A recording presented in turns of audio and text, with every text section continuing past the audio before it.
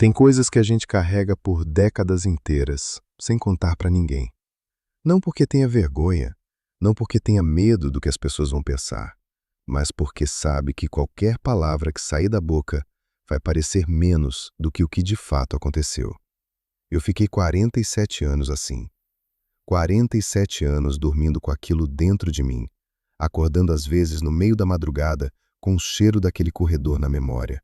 Aquele frio que não era frio de inverno, aquela sensação de ser observado através de uma porta de ferro por algo que não precisava dos olhos para enxergar. Hoje eu tenho quase 70 anos. Moro num quarto alugado numa cidade que não é a minha, numa pensão onde as paredes são finas e os vizinhos falam alto. E decidi finalmente escrever o que aconteceu. Não porque eu queira que você acredite. Não é isso. É porque o silêncio ficou pesado demais. E porque a gente chega numa certa idade em que guardar começa a custar mais do que contar. Tem duas pessoas que estavam lá comigo. Nenhuma delas mora perto. Nenhuma delas manteve contato comigo depois daquela manhã. Não brigamos.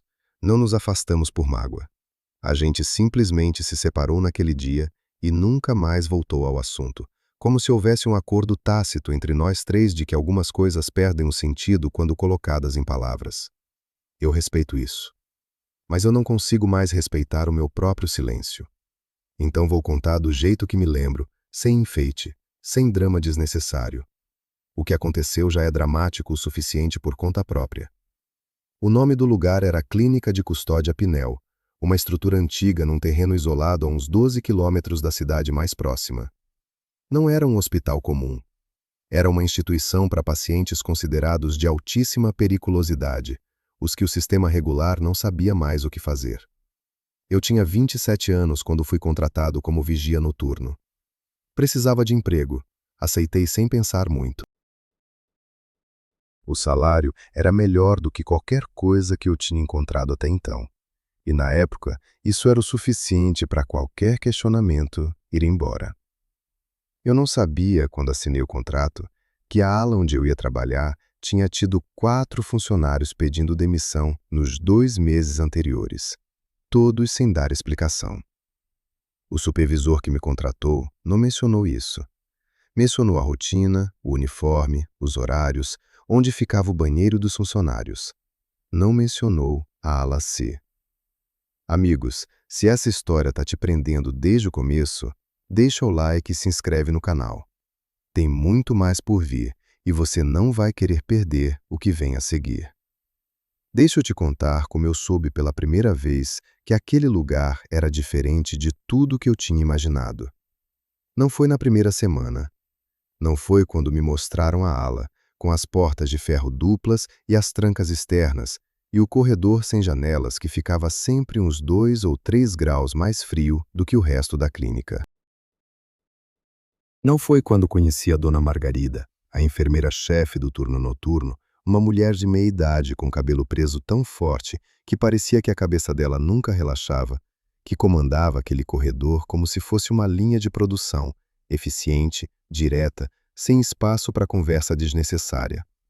Não foi nem quando conheci o Tiago, o outro vigia do meu turno, um cara de 22 anos que falava sem parar para preencher o silêncio e que eu aprendi a gostar exatamente por isso, porque em determinados lugares o silêncio precisa ser preenchido ou ele começa a pesar de um jeito que não é natural. Foi numa madrugada da minha segunda semana, quando eu fazia a ronda sozinho pela ala C e parei no meio do corredor sem querer parar. Não sei explicar bem o motivo. O corpo simplesmente travou. E aí eu percebi o que tinha mudado. O corredor inteiro estava quieto. Não o quieto normal de quando os pacientes dormem, não aquele silêncio morno e pesado de madrugada. Era outra coisa. Era como se o ar dentro daquele corredor tivesse sido substituído por alguma coisa densa que abafava tudo, cada passo meu, cada respiração. Como se o espaço em volta tivesse ficado espesso de repente. Eu fiquei parado por uns 30 segundos, só tentando identificar o que estava errado. E aí eu entendi. Era a cela 7. As outras celas em volta tinham sempre algum ruído, alguém virando no colchão, alguém murmurando no sono, alguém batendo o pé sem ritmo nenhum. Da cela 7 nunca vinha nada. E naquela madrugada, pela primeira vez, eu notei isso de verdade. Não como dado, como sensação. Como se aquele silêncio específico não fosse ausência de som, mas alguma coisa ativa, alguma coisa que estava ali com intenção própria, ocupando o espaço que o som deveria ocupar. Eu anotei no log de ronda, escrevi tudo normal, paciente em repouso, sem ocorrências, e continuei o corredor. Mas quando cheguei na outra extremidade e olhei de volta para a cela 7 lá no fundo, tive uma certeza que não tinha lógica nenhuma. Não estava olhando para uma porta de ferro. Estava olhando para alguma coisa que estava do outro lado dela, que sabia que eu estava olhando e que estava esperando com uma paciência que não tinha nada de humano. Na manhã seguinte, eu contei para o Tiago o que tinha sentido no corredor. Ele me ouviu sem interromper, com aquela caneca de café na mão que ele sempre segurava como se fosse uma âncora. E quando eu terminei, ele ficou um tempo olhando para o fundo da caneca antes de falar qualquer coisa. Ele disse que na primeira semana dele ali, antes de eu chegar, ele tinha desenvolvido um hábito que nunca tinha tido em nenhum emprego anterior. Toda vez que passava pela cela 7 durante a ronda, ele acelerava o passo.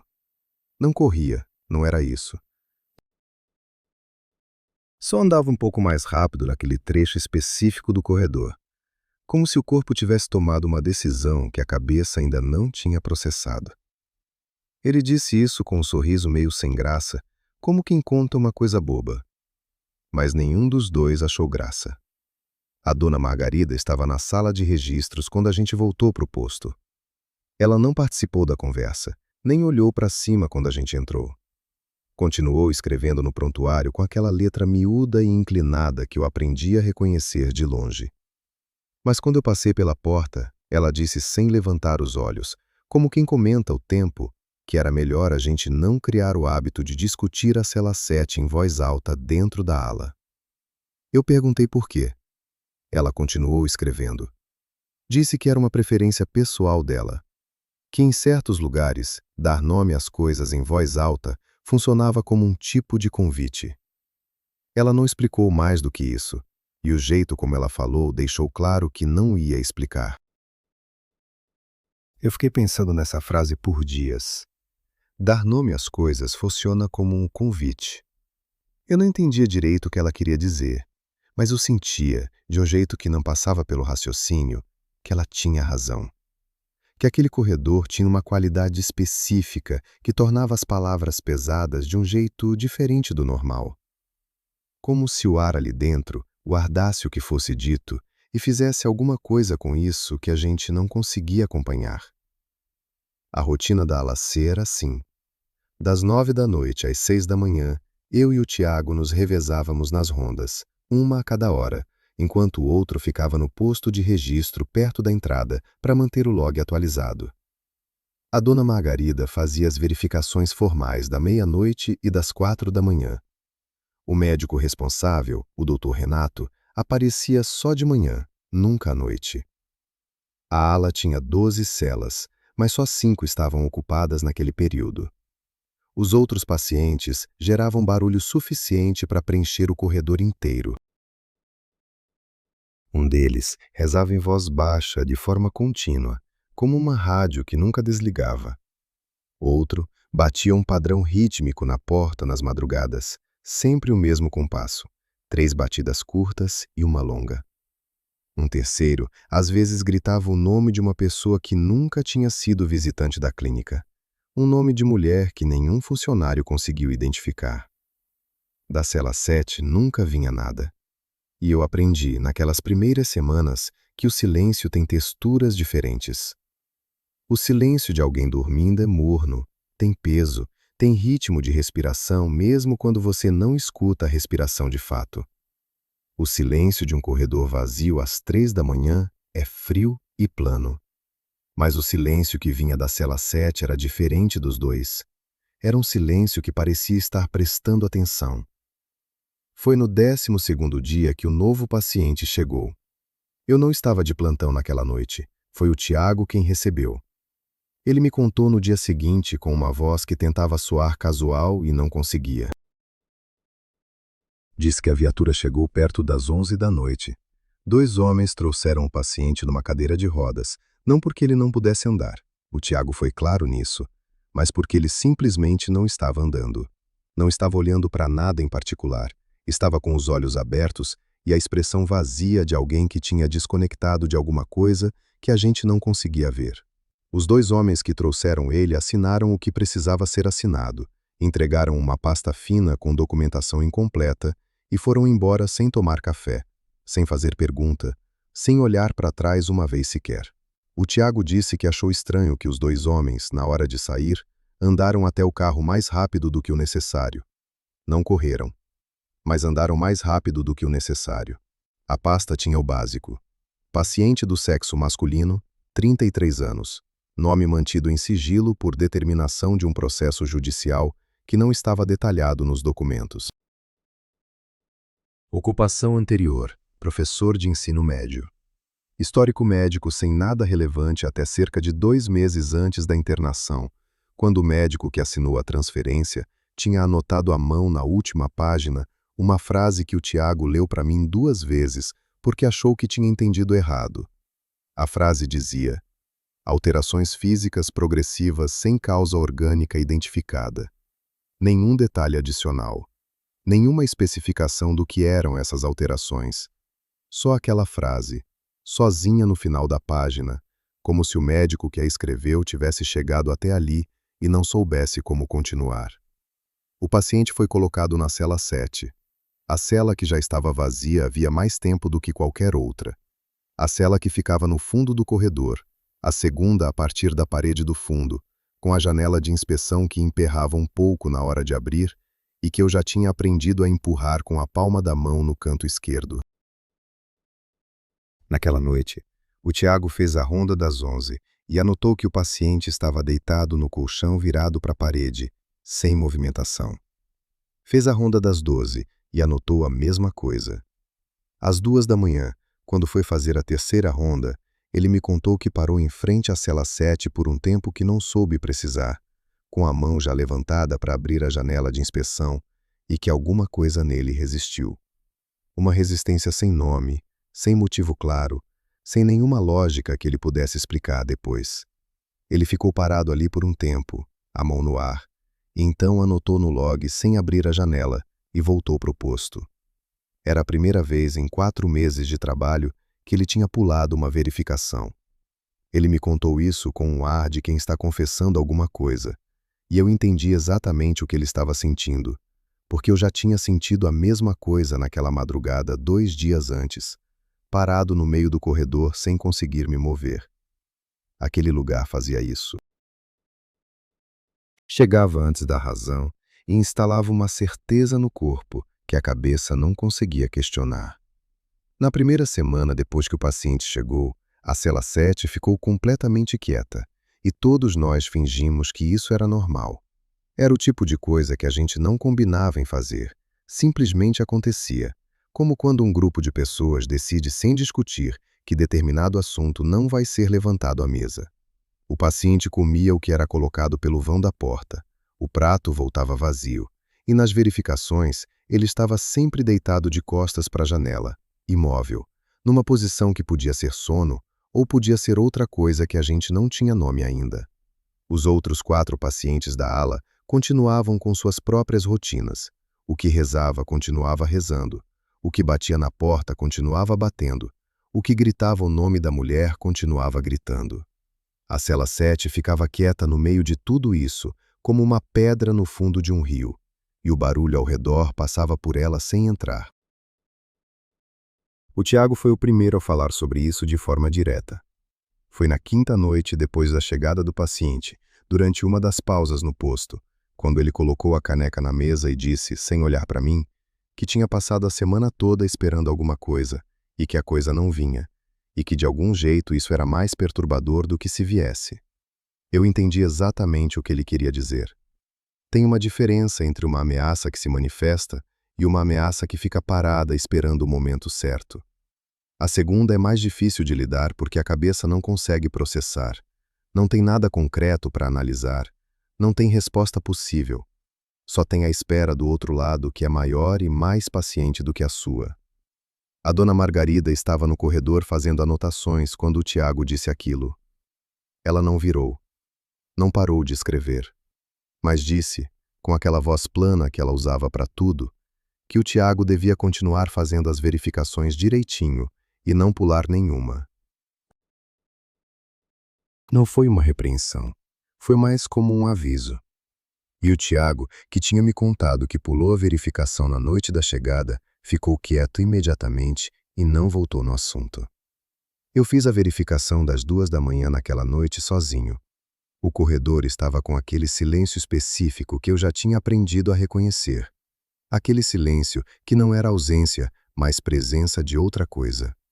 Fui de cela em cela anotando tudo. O que rezava estava quieto pela primeira vez em dias. O que batia na porta não estava batendo. O que gritava o nome da mulher estava dormindo de bruços com o braço pendurado fora do colchão. Cheguei na cela 7. Abri a janela de inspeção com aquele empurrão no canto esquerdo que tinha virado reflexo. E o colchão estava vazio. Não havia ninguém na cela. Eu fiquei parado com a mão ainda na janela por um tempo que não soube medir. Varei a escuridão do lado de lá tentando ver alguma coisa, algum detalhe, algum movimento num canto que eu pudesse ter perdido. Não tinha nada.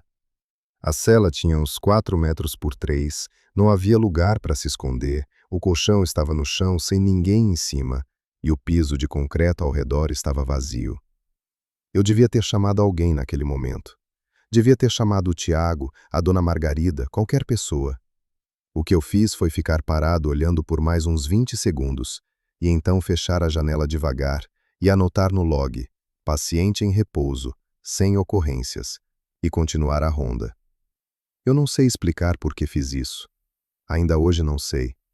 O melhor que consigo formular é que fechar a janela e continuar andando foi a única resposta que o meu corpo tinha disponível naquele momento. Qualquer outra coisa precisaria que eu ficasse mais tempo parado em frente àquela cela, e isso era uma coisa que eu não conseguia fazer. Quando voltei ao posto e o Tiago me perguntou como estava o corredor, eu disse que estava tudo normal. Ele olhou para mim por um segundo a mais do que o necessário, mas não perguntou mais nada. Meia hora depois, quando fiz a ronda seguinte, abri a janela da cela 7 e o paciente estava de volta. Deitado no colchão, virado para a parede, exatamente na mesma posição de sempre, como se nunca tivesse saído. Eu fechei a janela e fui embora mais rápido do que tinha chegado. Aquela noite foi a primeira vez que eu não consegui dormir quando cheguei em casa de manhã. Fiquei deitado na cama, olhando para o teto, repassando cada detalhe, tentando encontrar a explicação mais simples. Talvez eu tivesse errado de cela. Talvez a iluminação estivesse ruim. Talvez eu tivesse dormido de pé por 2 segundos sem perceber e confundido o que vi. Mas eu sabia que nenhuma dessas explicações era verdadeira. Foi nessa mesma semana que eu comecei a notar outra coisa. Os pacientes mais próximos da cela 7 tinham mudado de comportamento. O que rezava parou de rezar de madrugada e começou a fazer uma outra coisa. Ficava acordado em silêncio até o amanhecer, sem fazer nenhum som, o que era de algum modo mais inquietante do que a reza contínua. O que batia na porta parou completamente com o padrão de 3 batidas curtas e uma longa. E quando a dona Margarida perguntou pela manhã se ele estava bem, ele disse que sim, mas não olhou para ela em nenhum momento durante a conversa. O terceiro paciente, o que gritava o nome da mulher, pediu para ser transferido de ala.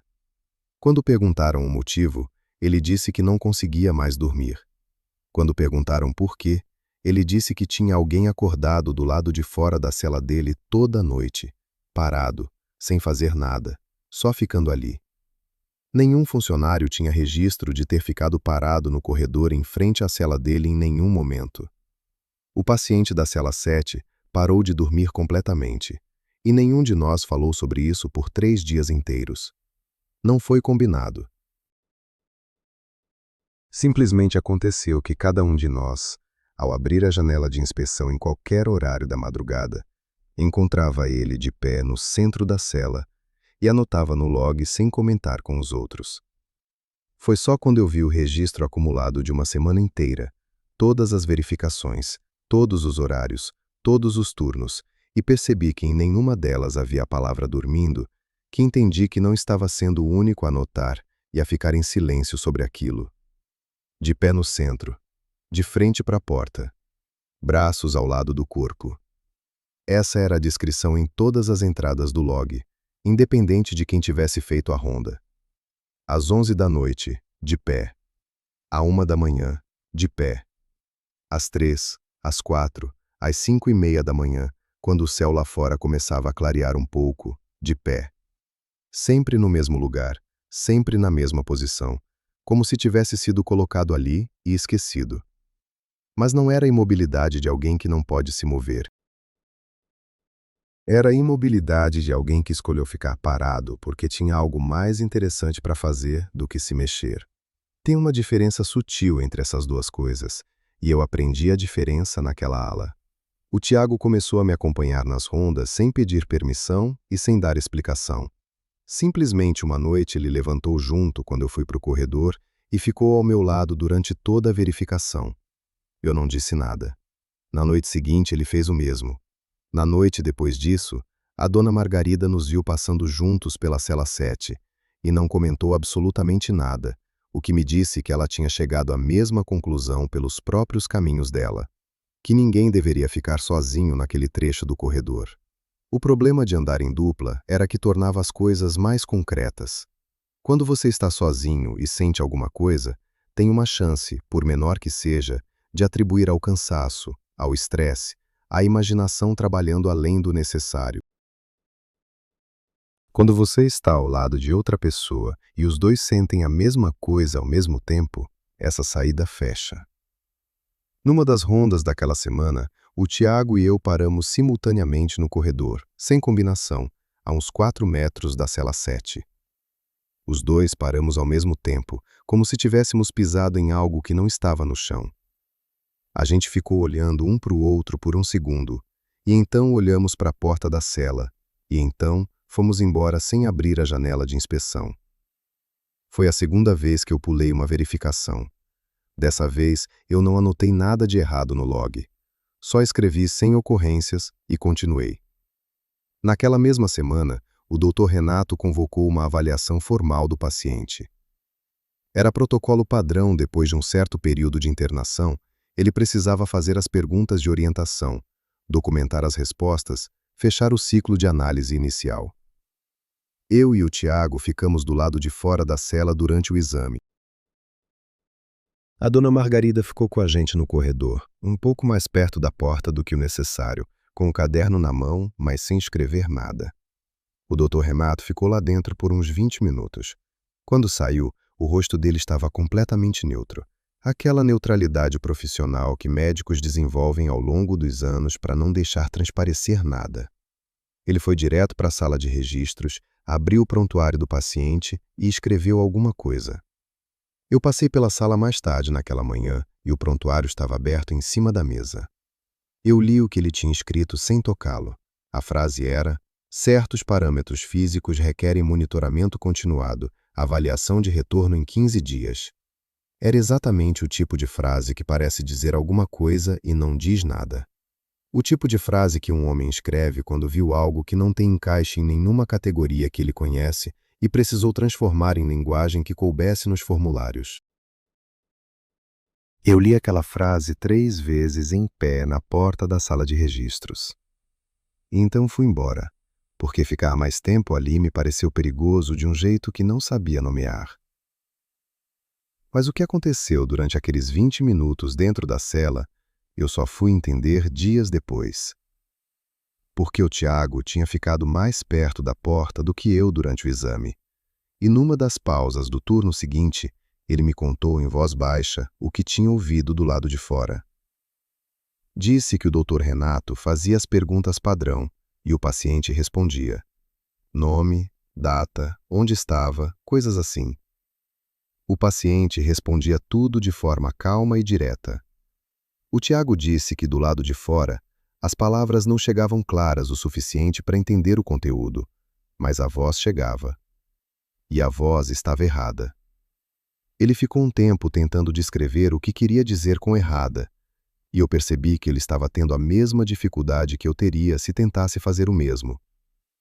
Não era uma voz rouca, não era lenta nem distorcida. Era, nas palavras dele, como se a voz estivesse chegando de um lugar levemente diferente do lugar onde o corpo estava. Como se houvesse um descompasso mínimo entre a fonte e o som, pequeno demais para ser descrito com precisão, grande o suficiente para ser percebido por qualquer pessoa que estivesse prestando atenção. O Tiago disse que ficou com a mão na parede do corredor durante quase todo o tempo que o Dr. Renato ficou lá dentro.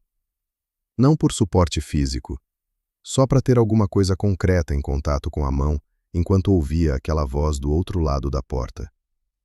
Ele sabia o meu nome completo antes de eu ter entrado na ala pela primeira vez. Eu só descobri isso semanas depois, mas quando descobri, tudo o que tinha acontecido antes ficou com um peso diferente. Como se cada verificação, cada ronda, cada vez que eu tinha aberto aquela janela de inspeção, tivesse sido observada de um ângulo que eu não tinha considerado. Foi o Tiago que percebeu primeiro. Numa das madrugadas da terceira semana, ele estava fazendo a verificação sozinho, porque eu tinha ficado no posto com uma dor de cabeça que não passava. E quando ele abriu a janela da cela 7, o paciente falou alguma coisa. Não gritou, não murmurou. Falou num volume normal, como se estivesse continuando uma conversa que já estava acontecendo. O Tiago me contou isso ao voltar para o posto com uma expressão que eu não tinha visto nele antes. Uma espécie de branqueamento, como se a cor tivesse saído do rosto mais rápido do que o normal. Ele disse que o paciente tinha falado o nome da mãe dele, o nome completo, com o sobrenome de solteira que ela tinha parado de usar depois do casamento, e que o Tiago tinha certeza absoluta de nunca ter mencionado dentro daquela clínica para ninguém, em nenhum momento. Eu perguntei o que exatamente o paciente tinha dito. O Tiago ficou um tempo em silêncio, olhando para o tampo da mesa. Então disse que o paciente não tinha dito o nome dentro de uma frase. Tinha só dito o nome, como quem confirma uma informação que já conhecia, como quem marca presença. Eu não dormi naquela manhã quando cheguei em casa. Fiquei sentado na cadeira da cozinha com um copo de água na mão, repassando cada plantão, cada ronda, cada conversa que eu tinha tido dentro daquela ala, tentando identificar o que eu tinha dito que não devia. E aí veio um pensamento que me deixou completamente parado por um bom tempo. E se não fosse o que eu tinha dito? E se fosse o que eu tinha pensado? Eu sei como isso soa. Sei que parece exagero de alguém que passou noites demais num lugar ruim e começou a criar conexões onde não havia nenhuma. Mas eu preciso contar o que aconteceu na semana seguinte e deixar você tirar a própria conclusão. Na segunda noite, depois do episódio com o Tiago, eu estava fazendo a ronda das 3 da manhã sozinho. O Tiago tinha ficado no posto com dor de estômago. Cheguei na cela 7, abri a janela, o paciente estava de pé no centro como sempre. Eu ia fechar a janela e continuar quando ele falou. A voz tinha aquele descompasso que o Tiago tinha tentado me descrever, aquela sensação de que o som chegava de um lugar levemente diferente do corpo que o produzia. Ele disse o endereço da casa onde eu tinha morado dos 6 aos 12 anos, antes da minha família se mudar. Uma rua, um número, um bairro de uma cidade que eu não mencionava faz décadas. Disse isso com o mesmo tom neutro de sempre, sem emoção, sem ameaça, sem nenhuma inflexão que indicasse intenção. Como quem lê uma informação em voz alta só para confirmar que está correta. Eu fechei a janela. Voltei para o posto. Escrevi no log, sem ocorrências, e fiquei em silêncio por tanto tempo que o Tiago, mesmo com dor de estômago, perguntou se eu estava bem. Eu disse que sim. Não contei o que tinha acontecido naquela noite para ninguém por quase uma semana. O que me perturbou não foi o fato de ele saber. Perturbador seria suficiente, mas não era o pior. O pior era o tom. Porque o tom era de quem cataloga, de quem organiza a informação não para usar imediatamente, mas para ter disponível. Como alguém que anota coisas no caderno sem urgência nenhuma, porque sabe que o caderno vai continuar existindo. Aquele tom me disse mais sobre o que estava naquela cela do que qualquer outra coisa que eu tivesse observado até então. 3 dias depois disso, a dona Margarida entrou na cela 7 durante uma inspeção de rotina de manhã cedo, com 2 funcionários do turno diurno presentes, como o protocolo exigia. Eu não estava lá, estava saindo do plantão, mas ela me contou o que encontrou naquela tarde quando nos cruzamos no corredor. Ela não dramatizou. A dona Margarida não dramatizava nada. Ela disse que o piso da cela tinha marcas. Não arranhões comuns, não riscos de unhas, não os tipos de marcas que qualquer paciente internado produz com o tempo. Marcas com padrão. Formas que se repetiam em sequência no concreto do chão, distribuídas numa área que ia da parede do fundo até quase o centro da cela. Ela tirou do bolso do jaleco uma folha dobrada e me estendeu. Era uma cópia que ela tinha feito à mão das marcas, desenhadas com cuidado, com escala anotada do lado. Eu olhei para a folha por um tempo longo. As marcas não correspondiam a nenhuma forma que eu reconhecesse, mas tinham uma regularidade que tornava impossível atribuir ao acaso. Cada repetição era precisa demais, espaçada demais, consistente demais para ter sido feita sem intenção. Eu perguntei para ela o que achava que eram. Ela dobrou a folha de volta, colocou no bolso e disse que achava que eram registros. Que alguma coisa estava documentando alguma coisa. Que o concreto estava sendo usado como superfície de anotação por algo que tinha informação para guardar e tempo suficiente para fazer isso com cuidado. Ela disse tudo isso com a mesma voz plana de sempre, olhando para o corredor à frente enquanto falava, como quem descreve o tempo do lado de fora. Então, guardou o papel e voltou para a sala de registros sem mais nada. Na manhã seguinte ao que a dona Margarida me mostrou, a temperatura da ala C caiu de um jeito que não tinha explicação nenhuma no termômetro do corredor. Não era o frio normal de madrugada que qualquer prédio antigo produz.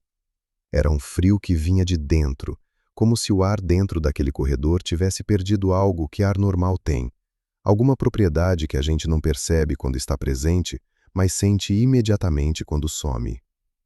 Eu entrei na ala naquela noite e a diferença foi física. Um impacto no rosto como quando você abre a porta de um freezer industrial, exceto que não havia motivo técnico nenhum para isso. O aquecimento estava funcionando, as janelas estavam fechadas, o frio estava lá do mesmo jeito. O Tiago verificou o sistema de ventilação 2 vezes naquela semana.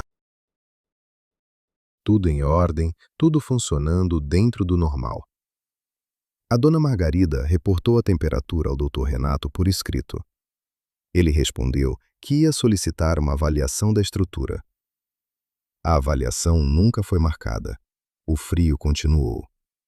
O que veio junto com o frio foram os deslocamentos. Pequenos, sutis, o tipo de coisa que você descarta na primeira vez porque parece erro de memória. Um banco que estava num canto da sala de registros apareceu do outro lado sem que ninguém o tivesse movido. Uma prancheta que eu tinha deixado em cima do arquivo foi encontrada no chão do corredor, no trecho entre o posto e a cela 7, sem que ninguém soubesse como tinha chegado ali. O Tiago perdeu as chaves reserva por 2 dias inteiros e as encontrou dentro de uma gaveta que ele jura que abriu 3 vezes durante a busca. Coisas pequenas, todas com explicação possível tomadas individualmente. Juntas, num intervalo de menos de uma semana, formavam um padrão que era difícil de ignorar. O Dr. Renato era informado de tudo. Eu acompanhei a dona Margarida em 2 ocasiões quando ela foi levar registros para ele. E o que eu observei nessas conversas ficou comigo por muito tempo. Ele ouvia tudo. Não desestimulava, não descartava, não dizia que estava exagerando. Ouvia com atenção, fazia perguntas pontuais, às vezes pedia para repetir um detalhe. E então formulava uma resposta que transformava cada coisa concreta que ela tinha relatado em linguagem que tornava tudo gerenciável. Temperatura anômala virava variação climática sazonal a ser monitorada. Objetos deslocados viravam possíveis falhas de memória da equipe sob estresse.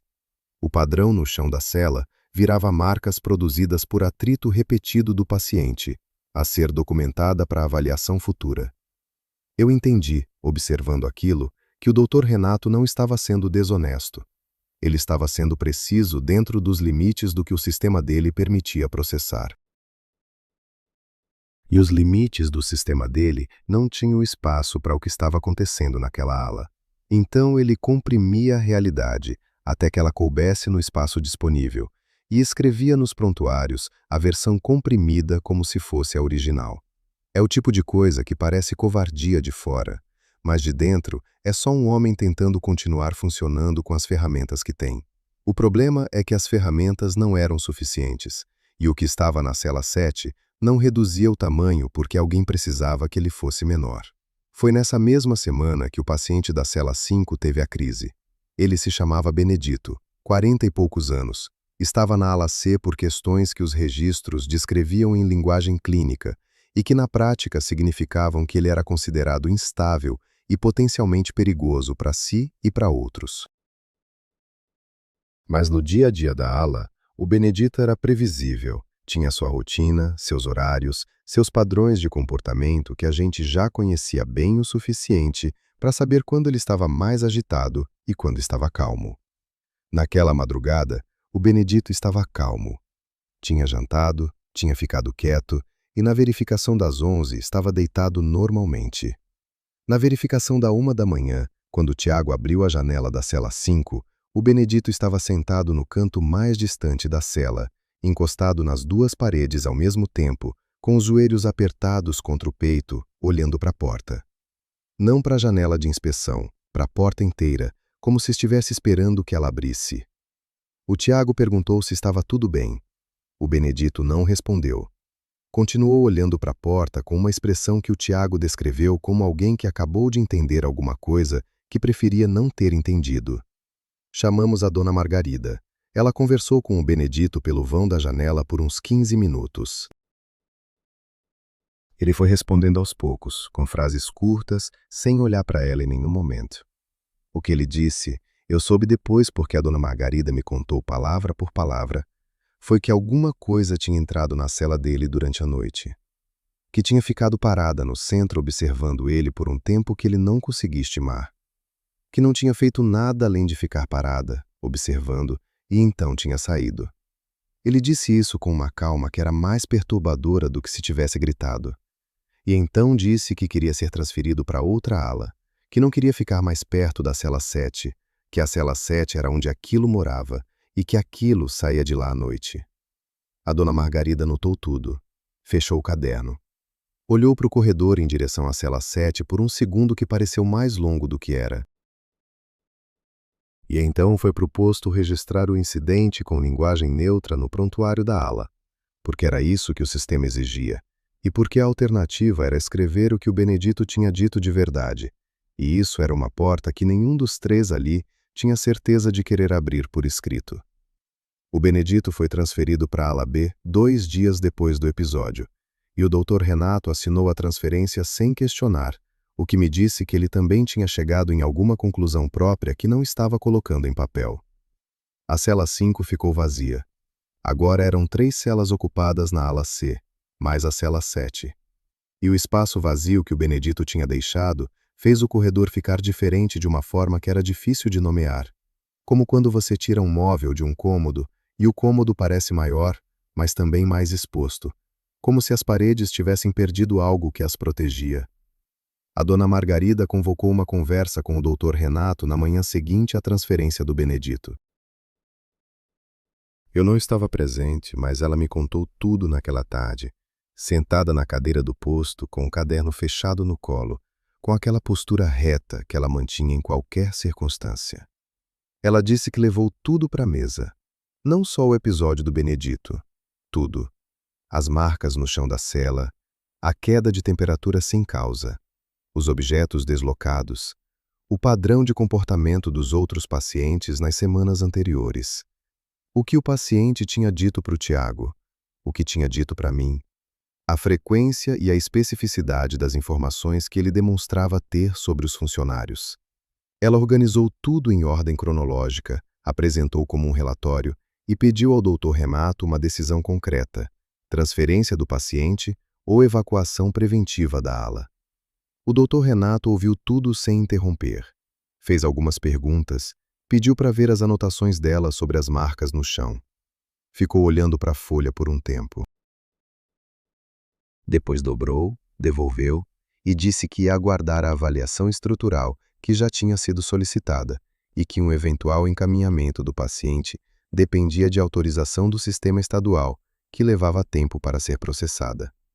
Disse que a equipe devia continuar a rotina normal e que ele mesmo ia aumentar a frequência das avaliações formais do paciente nas semanas seguintes. A dona Margarida me contou isso sem expressão nenhuma no rosto.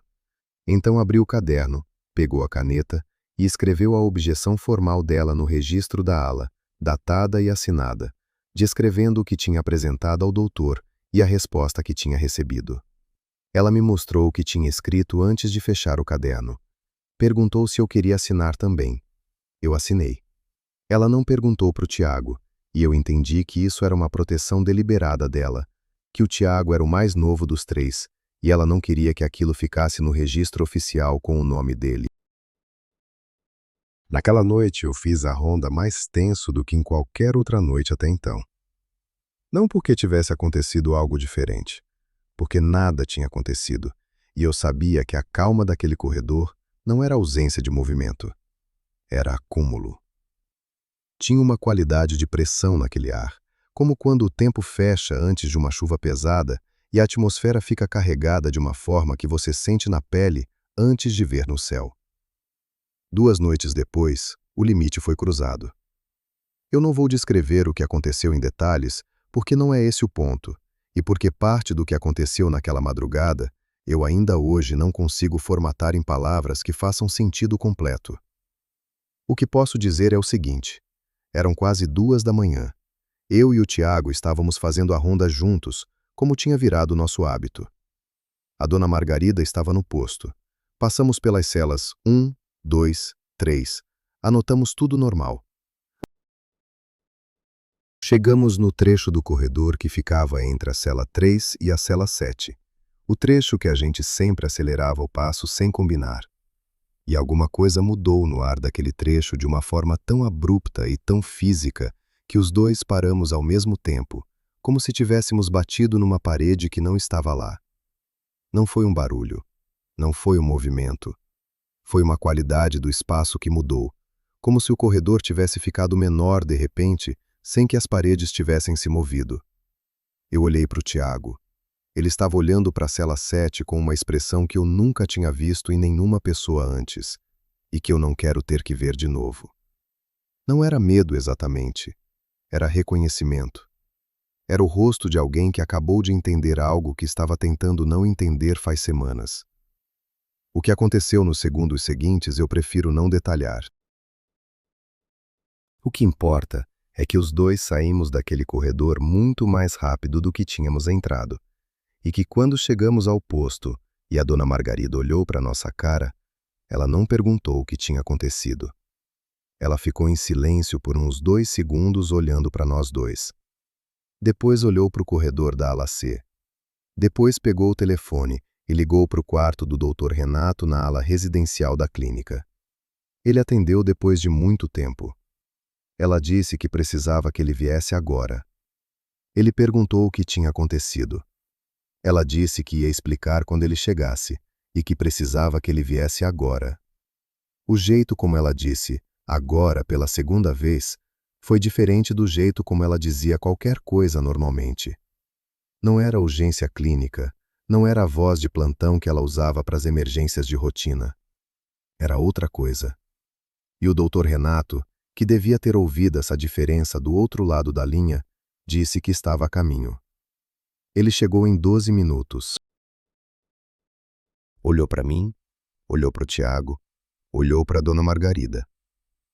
Nenhum dos três disse nada por um tempo. Então ele perguntou o que tinha acontecido no corredor. e nenhum de nós conseguiu responder de forma que fizesse sentido completo. E ele ouviu tudo assim mesmo, os fragmentos, as descrições pela metade, os silêncios no meio das frases. E quando a gente terminou, ele ficou olhando para o chão da sala de registros por um tempo longo, com as mãos juntas na frente do corpo, e então olhou para Dona Margarida e disse que ela podia começar a organizar as transferências dos outros pacientes da ala. As transferências dos outros 3 pacientes da ala C começaram naquela mesma madrugada, e eu nunca vou esquecer o silêncio com que cada um deles saiu daquele corredor. Não era o silêncio de pacientes sedados ou submissos. Era outro tipo de silêncio. O silêncio de pessoas que queriam sair dali há mais tempo do que tinham conseguido expressar, e que agora estavam saindo sem olhar para trás, como se olhar para trás pudesse mudar alguma coisa. O que rezava saiu andando com passos firmes e não virou o rosto em nenhum momento. O que tinha parado de rezar nas últimas semanas saiu com a cabeça baixa e os ombros fechados, e quando cruzou a porta que separava a ala C do corredor principal, soltou um ar longo, como quem estava prendendo a respiração faz tempo. O terceiro saiu sem incidente e sem palavra. Eram quase 4 da manhã quando a ala ficou vazia de todos, exceto do ocupante da cela 7. O doutor Renato ficou parado na entrada da ala por um momento depois que o último paciente saiu, olhando para o corredor vazio. As lâmpadas da ala C tinham aquela qualidade de luz amarelada e fria que tornava tudo ao redor um pouco mais opaco do que era, e o corredor vazio debaixo daquela luz parecia mais longo do que nas noites anteriores, quando havia movimento, quando havia barulho, quando havia outras presenças humanas que preenchiam o espaço entre a entrada e a cela 7. O doutor Renato disse que ia contatar a autoridade estadual pela manhã para autorizar a transferência formal do paciente, que sem essa autorização, qualquer movimentação seria irregular e poderia comprometer o processo legal que mantinha o paciente sob custódia. A dona Margarida ouviu isso em silêncio. Então disse, com aquela voz plana que não subia nem descia nunca, que a ala precisava ser fechada esta noite, que ninguém devia ficar de guarda no corredor até o amanhecer. O doutor Renato olhou para ela por um segundo. Depois olhou para mim e para o Tiago. Depois olhou de volta para o corredor da ala C e disse que concordava com a recomendação. Fechamos a ala C por fora com um ferrolho externo que a própria estrutura tinha instalado para situações de isolamento completo. Era um ferrolho pesado, de metal grosso, que encaixava numa trava dupla na parede. Eu fui o último a sair do corredor. Eu olhei para a cela 7 uma vez antes de fechar a porta. Não abri a janela de inspeção. Só olhei para a porta de ferro fechada no fundo do corredor vazio. Depois saí e fechei a porta da ala atrás de mim, e o Tiago encaixou o ferrolho. Os 4 ficamos no posto principal até o amanhecer. O doutor Renato, a dona Margarida, eu e o Tiago. Ninguém dormiu. Ninguém sugeriu ir descansar. A gente ficou sentado em torno da mesa do posto com cafés que esfriaram sem serem bebidos, cada um perdido nos próprios pensamentos, sem conversa que fosse além do mínimo necessário. A dona Margarida escreveu no caderno dela por um tempo. O Tiago ficou olhando para o teto. O doutor Renato ficou com as mãos fechadas na frente do rosto por tanto tempo que eu parei de olhar para ele porque o ver assim me deixava com um desconforto que não conseguia nomear. O silêncio que vinha da ala C fechada naquelas horas era diferente de todos os outros silêncios daquele lugar. Era absoluto, de um jeito que silêncios normais não são. Silêncio normal tem textura, tem a respiração distante de alguém, o barulho de um cano, o vento num canto mal vedado, alguma coisa. Aquele silêncio não tinha nada. Era vazio de uma forma que parecia intencional, como se algo do outro lado daquela porta tivesse sugado todo o som para dentro de si e estivesse retendo. Às 5 da manhã, o Tiago disse baixinho que era o pior silêncio que já tinha ouvido na vida. Ninguém discordou. O céu começou a clarear um pouco antes das 6. O doutor Renato disse que ia entrar na ala com a dona Margarida e comigo, para fazer a verificação matinal antes de acionar as autoridades. O Tiago perguntou se devia vir junto. O doutor disse que não, que ficasse no posto. O Tiago não protestou e eu entendi que os dois tinham chegado ao mesmo ponto por caminhos diferentes, que uma certa quantidade de pessoas era o suficiente para aquela entrada e que adicionar mais era só adicionar mais pessoas ao que podia estar esperando do outro lado. Abrimos o ferrolho às 6h15 da manhã. A porta da ala C abriu com aquele rangido metálico que eu já conhecia de cor. O corredor estava vazio e frio e silencioso. Percorremos cada cela. 1, 2, 3, 4, 5. Todas vazias e intocadas exatamente como tínhamos deixado. Chegamos na cela 7. Eu fui o que abriu a janela de inspeção. Não por escolha deliberada, era simplesmente quem estava na posição certa. Empurrei no canto esquerdo como sempre. A janela abriu. O ar que veio pelo vão era frio de um jeito que parou minha respiração por um segundo. Não o frio anômalo que tínhamos documentado nas semanas anteriores. Algo mais fundo, mais seco, como o frio que vem de dentro de um poço quando você se debruça sobre ele. A cela estava vazia. O colchão estava no lugar, sem marca nenhuma de ter sido usado. As paredes laterais estavam como sempre, mas a parede do fundo e o teto inteiro, até a última borda onde o teto encontrava a parede, estavam cobertos de marcas.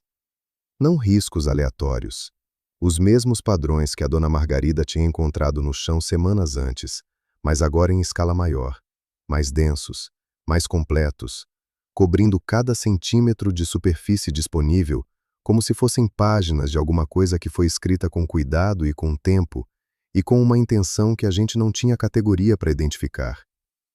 As marcas chegavam até o ponto mais alto do teto, a uns 2,5 metros do chão, em regiões que nenhum ser humano alcançaria sem escada.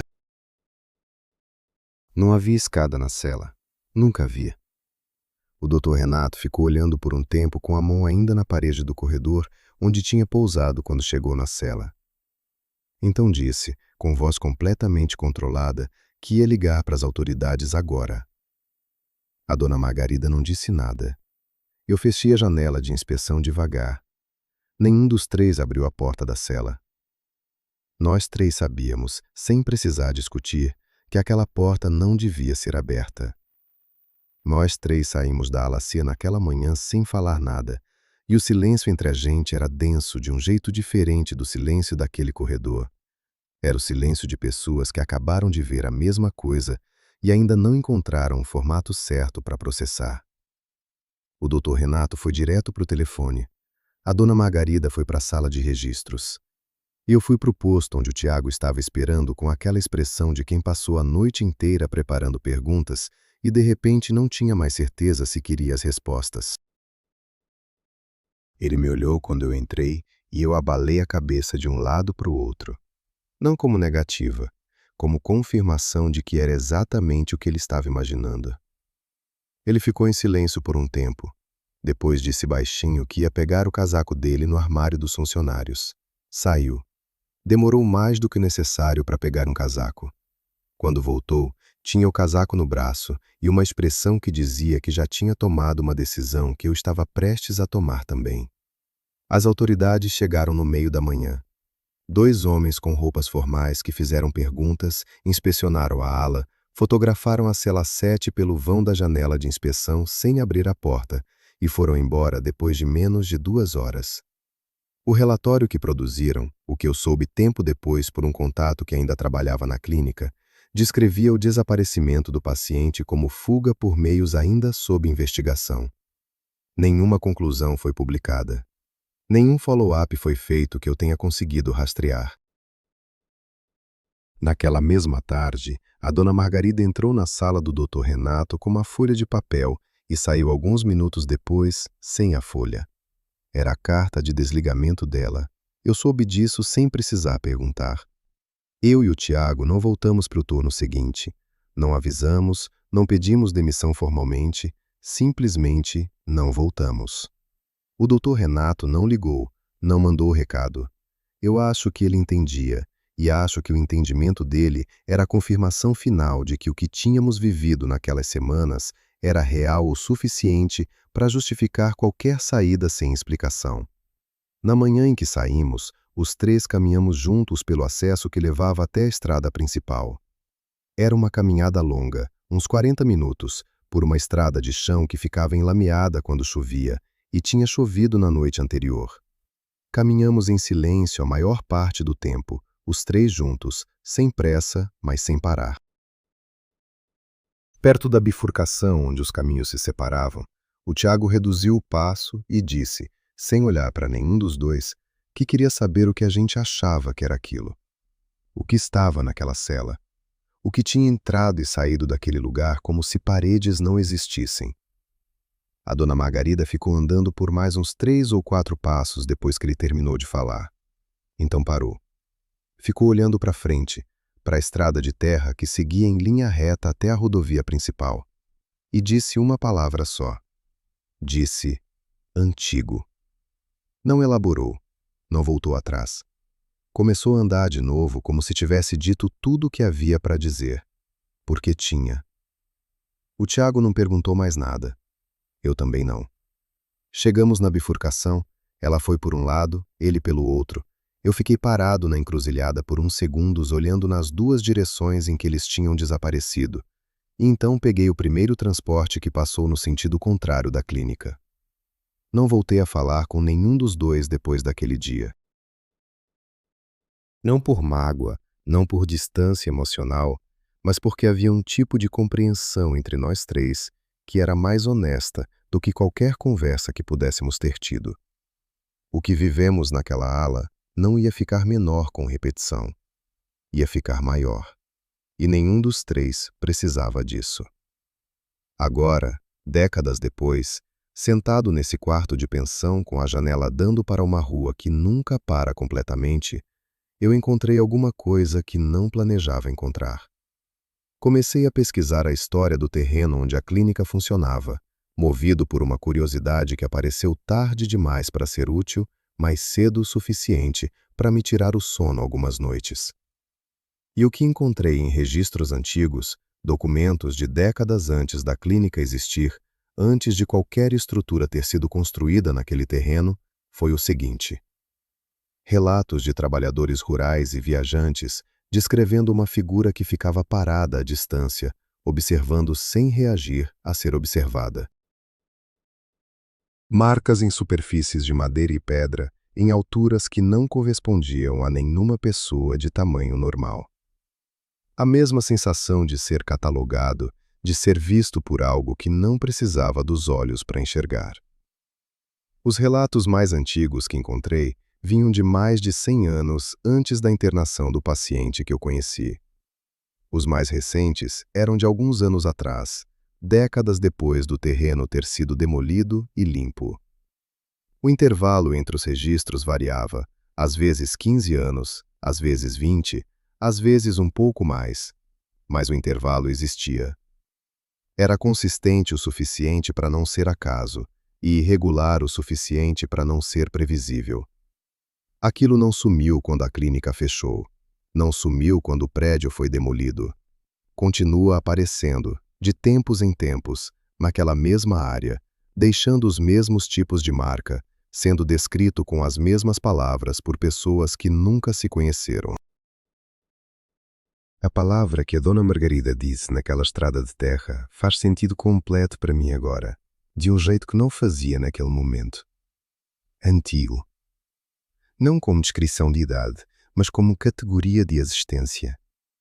Aquilo está aqui faz muito mais tempo do que a gente consegue rastrear. E vai continuar estando, muito depois que qualquer um de nós terminar de contar histórias sobre ele. A clínica não criou aquilo. Nós não invocamos aquilo. Aquilo estava lá antes de qualquer estrutura humana ter sido construída naquele chão, e usou as paredes que encontrou para o que quer que fosse seu propósito, e foi embora quando terminou, como alguém que encerra um trabalho e não se despede porque você não era para quem o trabalho era destinado. O que me ficou não é o medo. O medo foi embora com o tempo, vai embora sempre. O que ficou é algo mais difícil de sacudir. É a certeza de que naquela ala, durante todas aquelas semanas, nós nunca fomos a parte importante da história. Éramos o ambiente. Éramos as paredes. Aquilo passou pelo nosso mundo como a gente passa pelo corredor de um hospital, sem saber o nome de ninguém que está nos quartos. Sem precisar saber, sem dever nada a ninguém, só passando. Essa é a parte que não passa. Não que tínhamos algo para temer, que não éramos relevantes o suficiente para isso. E eu preciso te deixar com uma pergunta que fica comigo até hoje. Se algo existe faz tanto tempo, se registra o que observa, se aparece em intervalos regulares e some quando termina o que veio fazer, isso significa que tem um propósito que a gente não consegue ver. E a pergunta é a seguinte: o que você acha que ele está coletando? O que uma coisa assim quer saber sobre nós, com tanto cuidado, há tanto tempo, sem nunca revelar para que serve tudo isso? Escreve nos comentários o que você acha. Eu li cada resposta, e algumas das coisas que vocês escrevem me fazem pensar que talvez não sejamos tão incapazes de entender quanto eu imaginava. Se essa história te prendeu do começo ao fim, deixa o like e se inscreve no canal. Tem muito mais histórias assim esperando por você aqui.